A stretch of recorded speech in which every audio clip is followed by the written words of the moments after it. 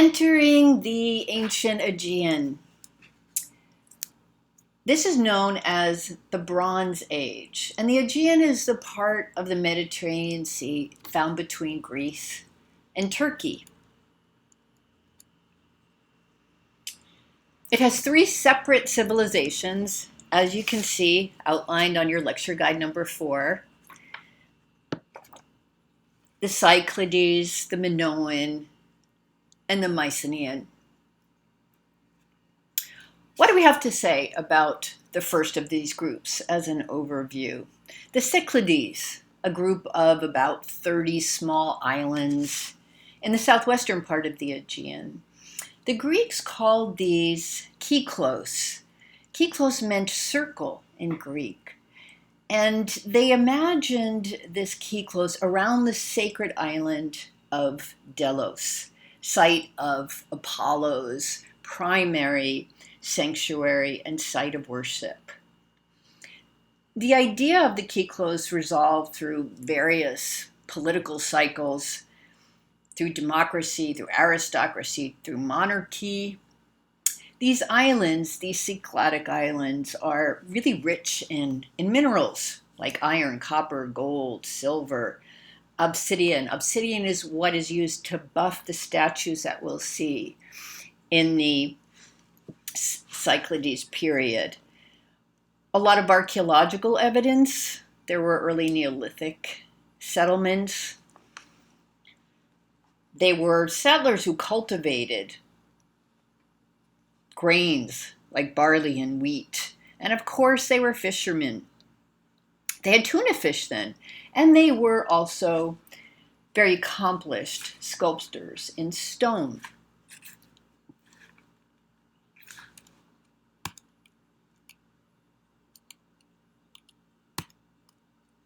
When we look at some of the structures that we'll see, particularly as we get to the end of this period, looking at structures, Mycenaean or otherwise known as Helladic ones, how do we compare them?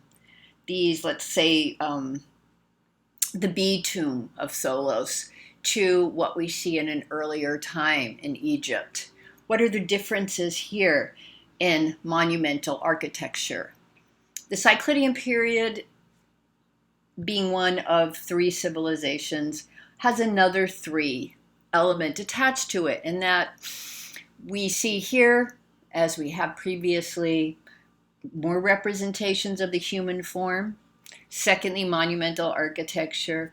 And third, an interest in naturalism that begins in about the 3rd millennium of this period and grows and is flourishing by the time we get to Greece, which is our next chapter and week.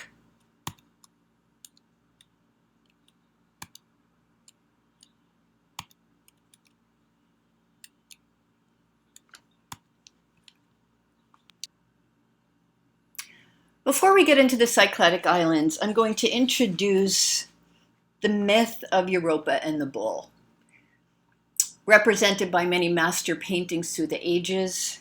Here we see Titian's painting of this myth. I wonder how many of you have heard of this. You may have heard of the Minotaur, the resulting progeny of the union of Europa and the bull. But is it fiction? Is there an element of truth in it? What is the story of Zeus and Europa? One of the things it does is demonstrating that Greek gods are like humans, certainly not unlike them. Zeus is lustful. The story goes that the bull Zeus in his bull form, again, we are in a time and place where there is interchangeability between human and an animal, and sometimes godlike, as in this case, forms, as we saw in Egypt. The bull, Zeus in his bull form, kidnaps, and he takes away the Phoenician princess Europa to Crete. And remember that Greek culture, when we get there, is an amalgam, a mixture of many cultures in the Mediterranean.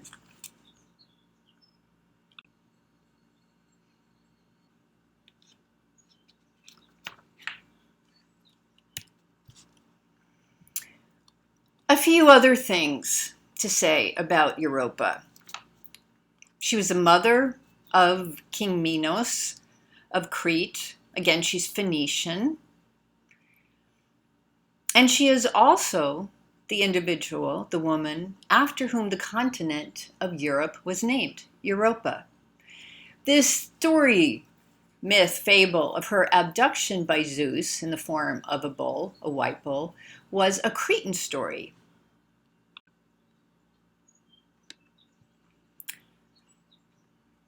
A Cretan story that, as one art historian has pointed out, was one that, while most of the love stories concerning Zeus originated from more ancient tales describing his marriages with goddesses, none was more paramount than the story of Europa. In this story or myth, Zeus assumes the form of a bull, and he coaxes Europa to climb onto his back. He then rides into the sea and carries her to Crete, where he reveals his true identity to her. Europa becomes the first queen of Crete, and she has 3 children with Zeus. This Titian painting, as mentioned, along with others, there is a beautiful Rembrandt of the abduction of Europa. I'll document this story that is one of the most dominant ones in the mythology of this age, and one that we'll visit a little bit later on in our slideshow. Let's take a quick look at the Cycladic Islands today. Very pretty, huh? Beautiful vacation spot. That whitewashing topped by blue, Orthodox Christian minarets, fences, whatever, is very typical of the Greek islands in general. Some basic information about trade, social life, geographical layouts, division of labor, agriculture, herding, marble quarrying. Early on, we see some clay figures made of rather inferior clay, just about the polar opposite of porcelain, which is about the finest clay with which you can work. And what sorts of things did we see made of that clay that was buffed with the sharp stone obsidian, which could be mined here, as well as the marble that came after that? Your basic representations, once again, human, animals, domestic and ceremonial vessels, other types of wares, as we can call them.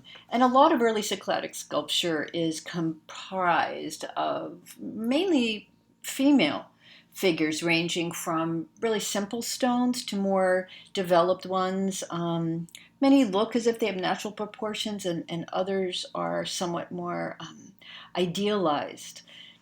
And some of these, of a type that is called speedos, display this remarkable consistency and symmetry in form and proportion that suggests that they were actually planned, that their structure was planned with a compass. What are we looking at here? A Cycladic figure, obviously, figure of a woman as it appears on your lecture guide.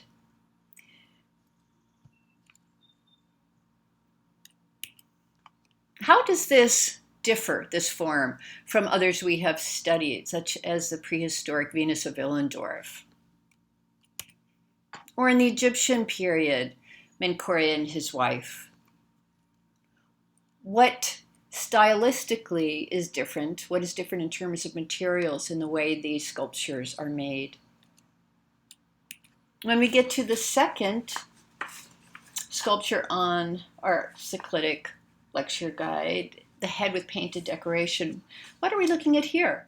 Is this part of a ritual scarification in this really marvelous head that is also when it is juxtaposed with objects from different cultures, such as oceanic and African, provides such a remarkable example of the way humans conceive of the idea of three-dimensional representation through sculpture.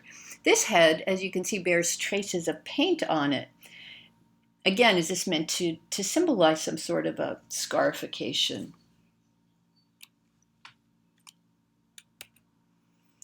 This is one of Brancusi's. He made several sleeping muses, mid-20th century. An interesting comparison to the cyclitic head. Again, sculpture started off with poor quality clay. We find these predominantly female forms in tombs. And again, there's this idea of proportion suggesting perhaps the use of a compass in their composition.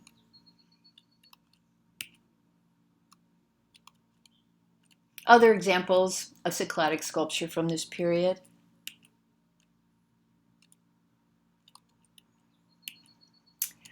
When we get to talking about Crete, the Minoan culture, civilization, it's important to note that the materials on this particular lecture guide, more than others, are really subject to much speculation.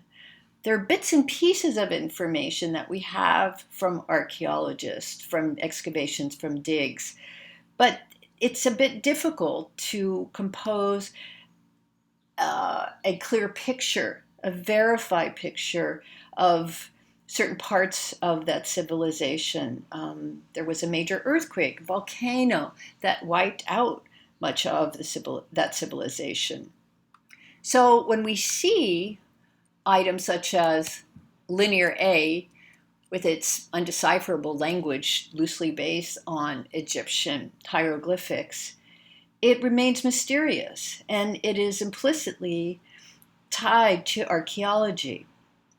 And we are dependent, in a sense, on archaeologists, the earliest of which, and the most typical of which in this region, Sir Arthur Evans, found, and just as importantly, how he interpreted it, and how we, in a different day and age, might unpack, as they say, or take apart some of that science and theory in terms of understanding this culture and interpreting these ancient materials.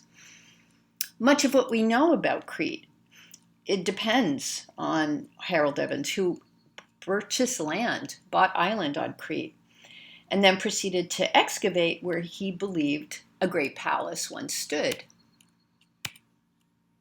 There we see him there, and there he is with the bull's Rhythin, which we'll get to a little bit later in Minoan civilization.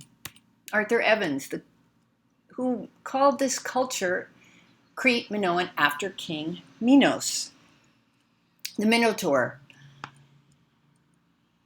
His division of Old Palace and New Palace periods is fundamental to the way that we were given to understand this period of time. There's also the question that we ask of many, not just archaeologists, but historians and art historians today. Are they correctly practicing? What does that mean? What goes down in the history books and in the archaeological records that is completely composed of evidence, or partially, or even more so, composed of interpretation? Evans had read very closely Homer's Iliad that describes war between the Greeks and the Trojans. He unearthed some remains of a very large palace complex. This is Knossos. But he restored it. This is not unlike when an art conservationist working on the restoration of a master period painting perhaps does too much, perhaps makes it a bit too pretty, perhaps even adds a tiny element that was not 100%, with 100% certainty that we could say existed there before. What Evans did was to insert columns and to restore frescoes. He used reinforced concrete and other materials to do this, not considered a kosher, a good practice in archaeology today.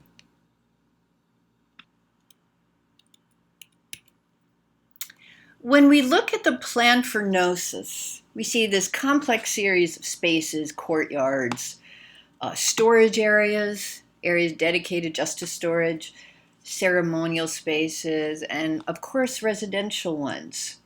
When you look at this plan, just consider the placement of all those various sites and their functionality. It looks, or at least Evans thought so, that a bit like a maze. So Evans decided that this maze, in fact, looked a lot like the labyrinth of the mythic Minotaur, the mythic beast. What is the story of King Minos? Offspring of Zeus and Europa, one of those three children who were born after Europa followed Zeus on his back to Crete. The Minotaur, which is this result of mating with a bull, is seen on one level as a monster, a corruption of humankind that needs to be destroyed. The Greeks, on the other hand, later on, will see humankind as the measure of all things. This combination, though, of animal and human is seen at this time as being barbaric and base. And in this myth, it is the job of Theseus to destroy the Minotaur. Before I quickly tell you that story, I will note that while we might dismiss Evans and his interpretation of Gnosis as being a place for the reenactment of the labyrinth of the Minotaur, you have to admit that we do see an awful lot of bulls in the art of this period, and the objects of this period, as well as some others. Certainly, if we go back to, remember, our earliest prehistoric times, the Hall of Bulls. And in a really wacky interpretation of that, is that just because Evans was certainly not pre-selecting, but in some way privileging, as we say in critical theory now, bulls over perhaps another kind of animal, a human fawn, a human deer, something that in some sense would be competitive with Minos? Just a wacky off their thought. Minos competed with his brothers to rule after he ascended the throne of Crete, of the island Crete. And Minos prayed to Poseidon, the sea god, to send him a snow-white bull, the Cretan bull, as a sign that he was supported. Sidebar here, Evans named Minoan culture, of course, after King Minos, who ruled from Gnosis, the complex we're looking at. The Minotaur has the head of a man and the body of a bull. As the poet, the Roman poet later on described the Minotaur, was part man and part bull. As a rather ferocious beast and being a natural offspring of a woman and a bull, the Minotaur had no natural source of nourishment, and thus he devoured humans for sustenance. After getting advice from the Delphic oracle, right, sort of a godhead, Minos had Daedalus construct a gigantic labyrinth to hold the Minotaur, and the location for this in this storyline that Evans recreates for us is near Minos' palace in Gnosis, in this complex.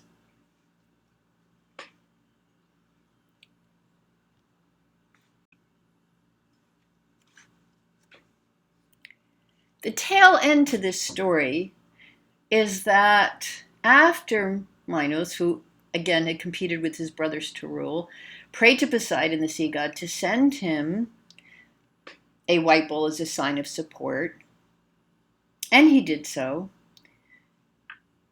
Minos' job to show honor to Poseidon, the sea god, a deity, a god, was to kill the bull after receiving it. But it was so beautiful, he decided to keep it. And he thought Poseidon would not care if he kept this beautiful white bull, and instead sacrifice one of his own instead, as homage, as an offering to the god Poseidon.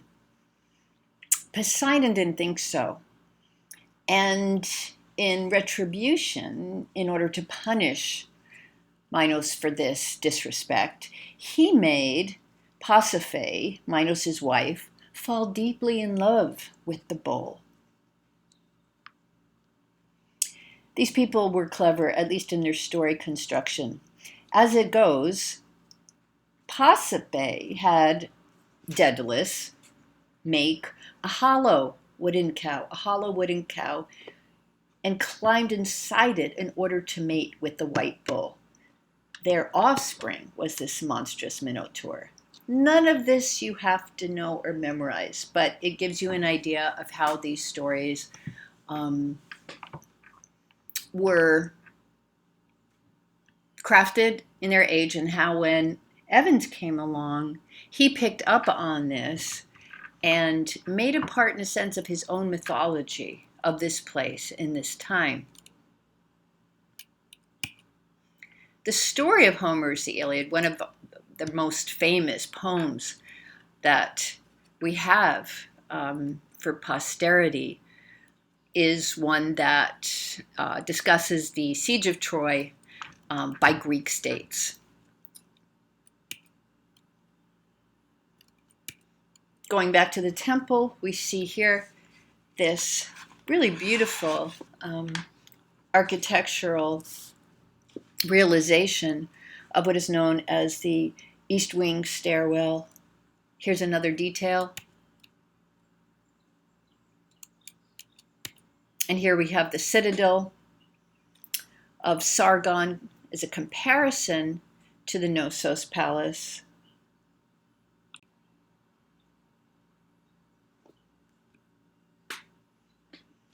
How do we characterize a citadel? What is it?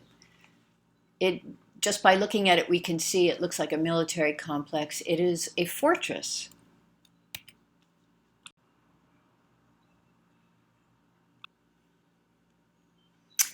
When we regard these two very different kinds of citadels, complexes, what do we see on the right?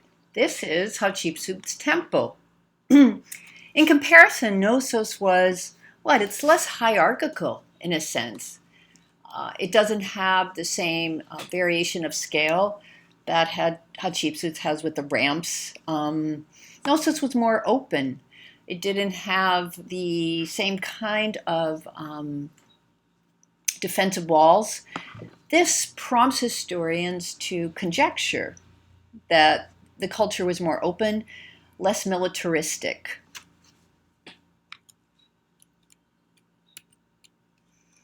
Here's some examples of what we find inside this very large structure, kind of a little mini city unto itself, the Knossos Palace.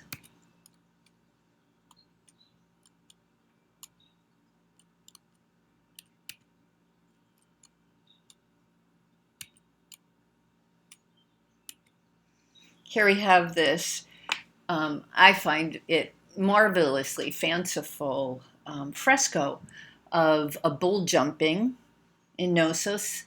What was this? Was it recreation? Was it ritual? When we look at some of the interpretations, were they ritualistic? Were they just animal husbandry? Were they heroic tales? Again, particularly in the Minoan period, because of these gaps that are sometimes filled in with, not faulty, but less concrete archaeological, no pun intended, documentation than we would like, there's a bit of a mysterious element to the objects and artwork of this period.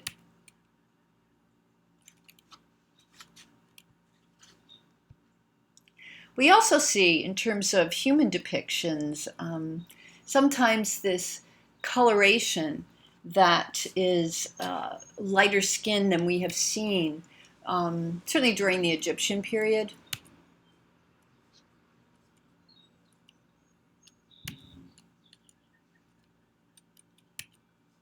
Looking here at the harvester vase, what do we see? It's a rather small carved stone, not ceramic container.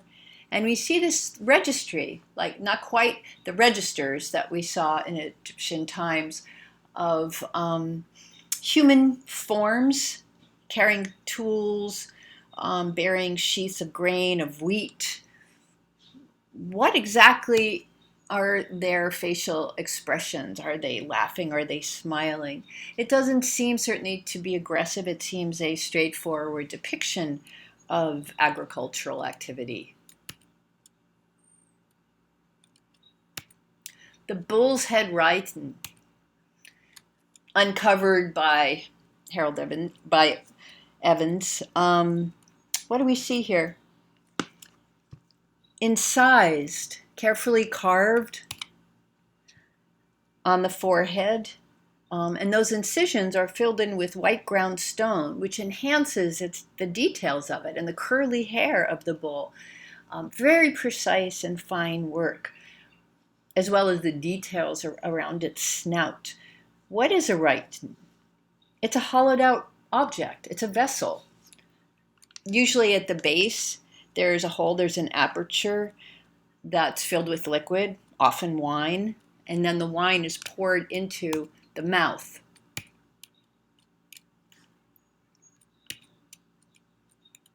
How do we compare this to a different kind of a vessel? This is a lyre from Sumer. When we get to the octopus flask, one of my favorites, here we see this small container, it was rather small, for water, a narrow opening for drinking. Because it was a clay vessel, it would keep the water cool. And what is the significance of the octopus here? How could we conjecture within the mind frame, within the structure of this civilization, the meaning of the octopus? Certainly it symbolized wealth, food, major food source. These people are sea worshippers on the Aegean. Sometimes protection, which is right, an apparent way of thinking about the octopus's enveloping arms. And as with all Minoan art, it's this idea of closely observing nature and turning it into decoration on objects.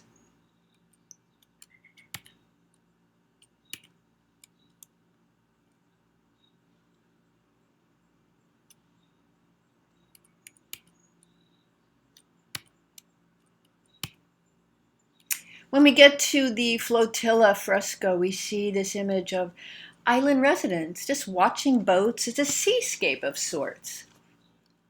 There are dolphins present. That's not supernatural. It doesn't include kings. It does have this attention to landscape and natural forms.